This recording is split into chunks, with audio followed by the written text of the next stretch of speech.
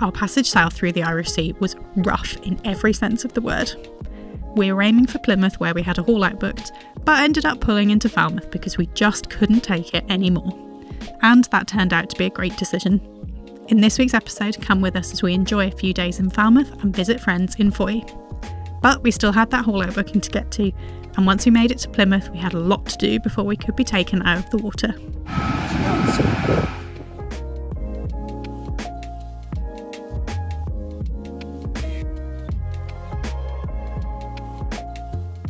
Falmouth was one of our favourite places that we visited over the summer, and we were really happy to be able to go back a second time. This time, being here slightly out of season meant we could really enjoy the pubs and restaurants without the town being too busy.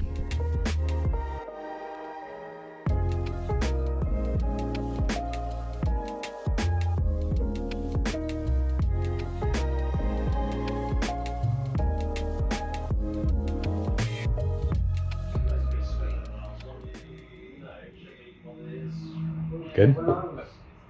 Yeah, very fruity and sweet, like sort of toffee and caramel. What did you get? The oatmeal stout. Oatmeal stout.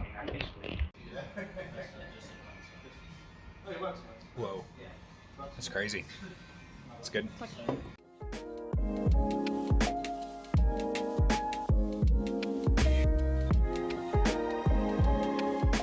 But after a great few days in Falmouth, it was time to move on.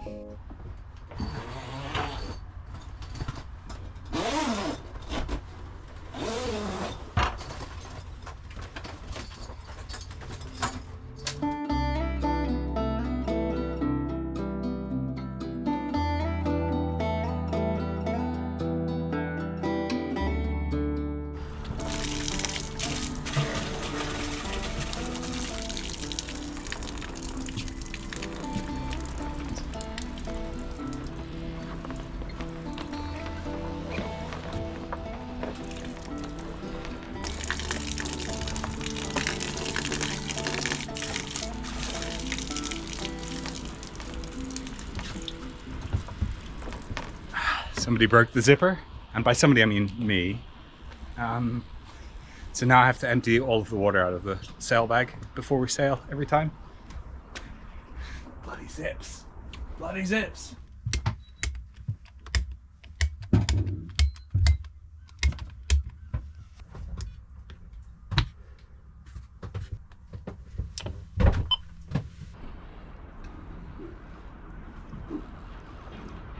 So I've just found the third bolt that fell out of our furlex at the start of the Irish Sea crossing, just on the deck. We found two of them as we were crossing, and yeah, the third one still lives on. I can't believe it survived all the rolling around in the Bristol Channel and like 2 days at sea, basically just perched on the deck. What are the chances? And what are the chances of all three bolts doing that, not just like one out of the three? Oh, feeling very lucky this morning. So nice.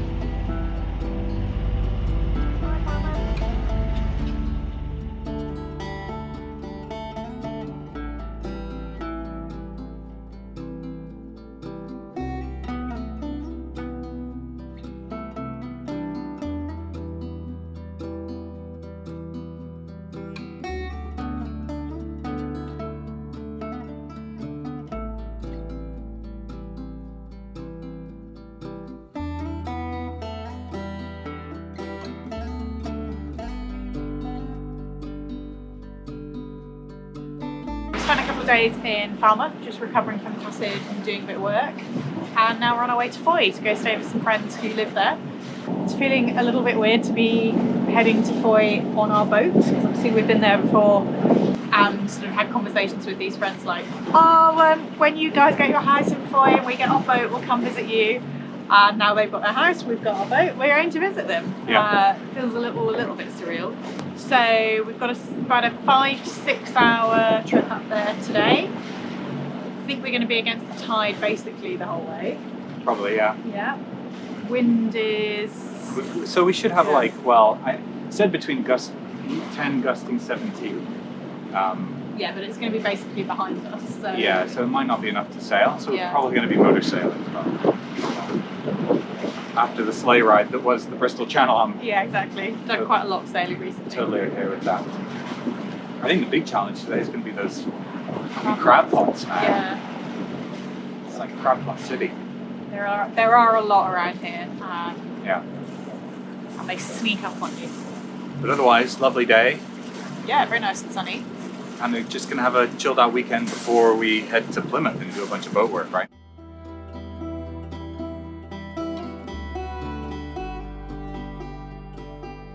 We had a very relaxed sail, mostly downwind in very light conditions. It was exactly what we needed after our rough passage.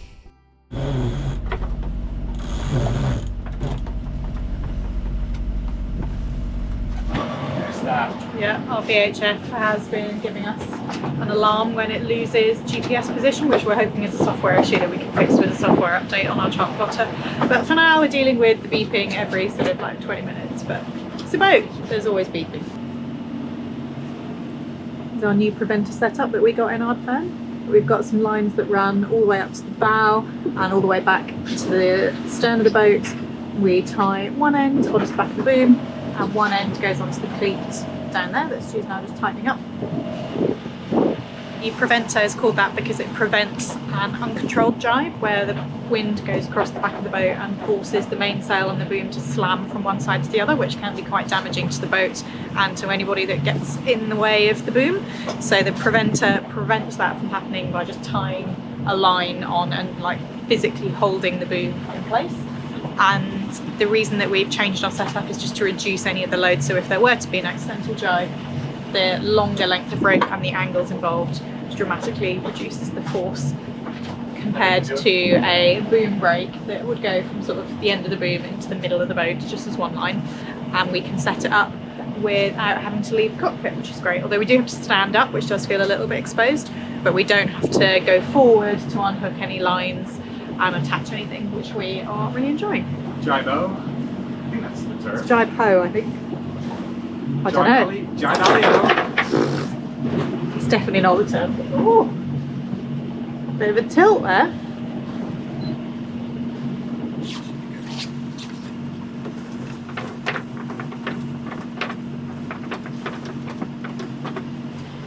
Oh, can you see there's a crab pot that's like 2 white balls over there? Can you see it? We're not anywhere near it, but just if they're going to be white, they're going to be hard to see. Yeah.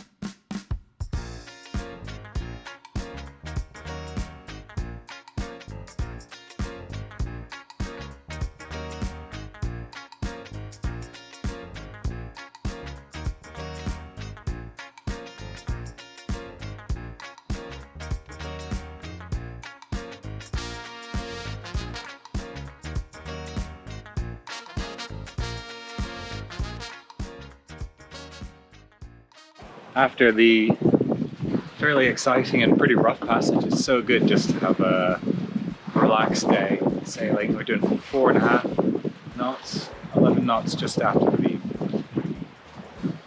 Is this the same boat? I know, right? Really lovely.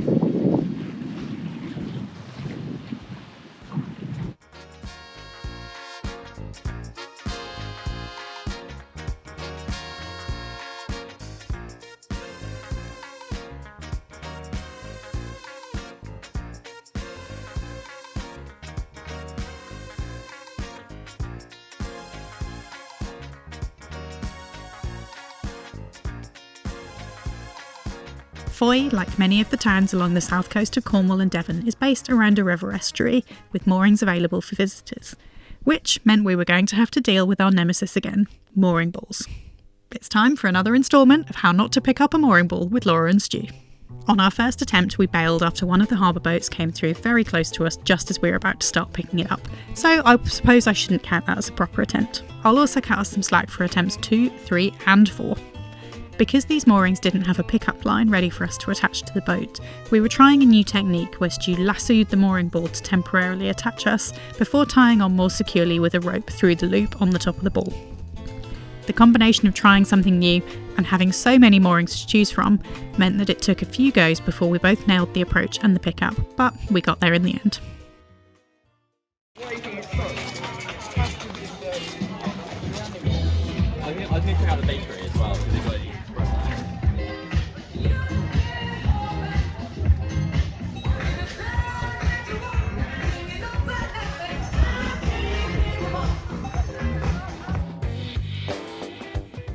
After a lovely weekend in Fowey that involved farmers markets, hiking and board games, it was time to head to Plymouth. We had a super foggy sail along the coast, which at least meant we got to grips with our radar.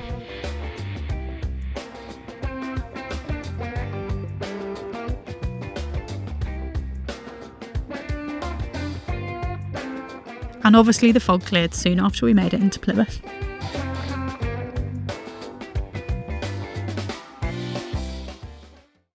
So we've arrived into Plymouth after a lovely weekend in Fowey with some friends, but now it is time to get cracking with all of our boat work that we've been putting off all summer.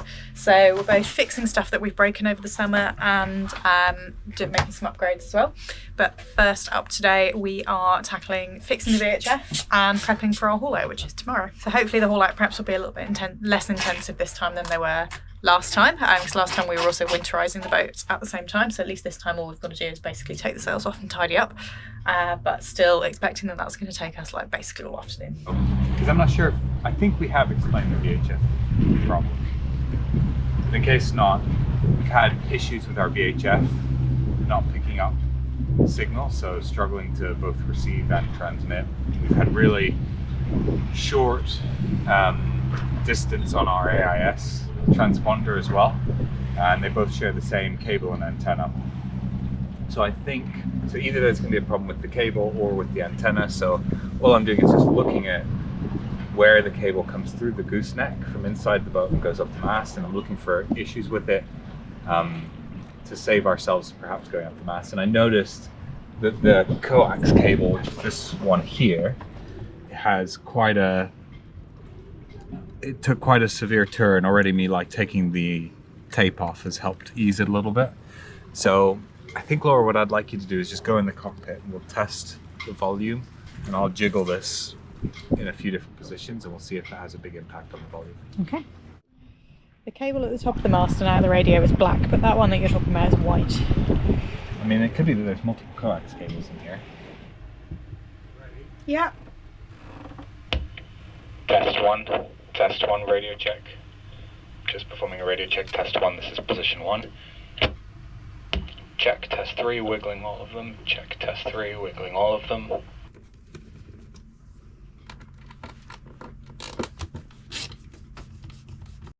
Oh, I'm sorry, what was that? Say that again for the camera.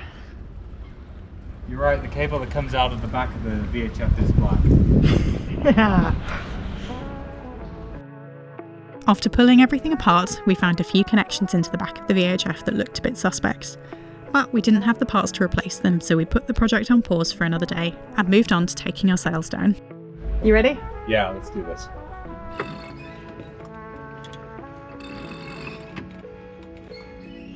Usually you aren't allowed to be lifted out of the water with your sails on, as they can catch the wind and topple your boat over when it's stood on land, which is obviously not great.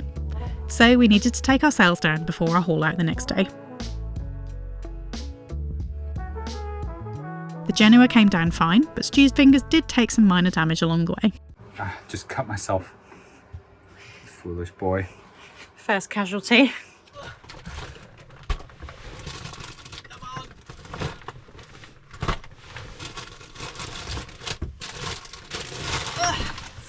Way.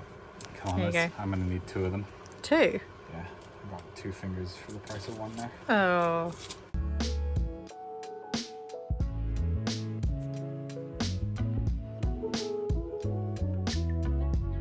Piece of cake. Ugh. There's some big old blood smears on that sail now, but never mind. Well done. That was, I thought that was gonna get easier. We keep saying that.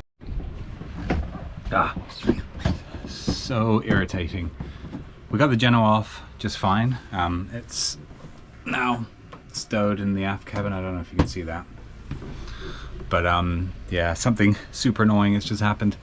There's a little holder that stops the cars from coming out, and it's screwed in. You got to take these screws out in order to remove all of the cars for the mainsail, and it's super wallet. I can't get it out. So we're gonna have to call the experts in, I think, and just haul out with the mainsail on. We asked the yard whether our sails absolutely had to come off, and they confirmed that they would not take us out of the water with our sails on. So, the next morning, 3 hours before our haul out, we called in the professionals and asked the local riggers to help us get our sail off. They found a way to take the sail off without removing the cards from the mast, so avoiding removing the stuck screw that was causing the problem.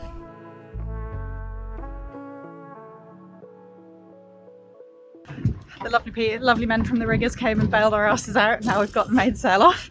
Just got to flake it. I'll haul out. We need to be hauled out before 12. Been a bit of stressful boarding. We're getting there. Getting there.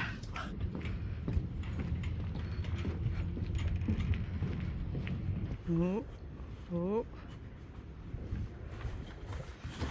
Hey!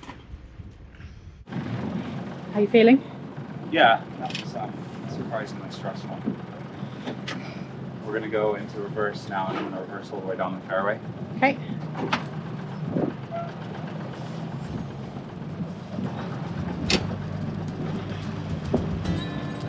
Because this marina is tidal, the crane comes into the water and there's a narrow period of time where the water's at the right level to let this whole procedure happen. The tide also makes manoeuvring to get to the crane a little bit more tricky, as you can see by Stu having to flip the boat around a few times on our way to the crane. The last time we hauled out, we were in a non-tidal marina with a lock, so we didn't have to worry as much about the timings or tidal currents. And these extra elements added a lot of extra stress to the morning of our haul out.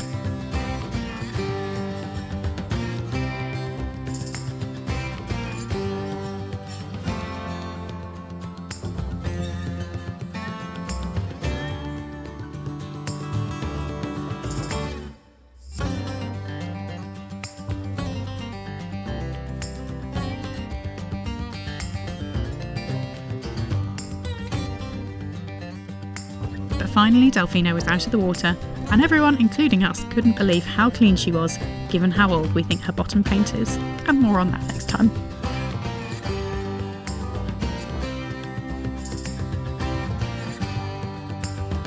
Thanks for watching. Join us next time as we get to work in the boatyard, tackling the mountain of maintenance a 20-year-old sailboat needs to stay afloat. And as usual with boats, there are some unexpected surprises waiting for us.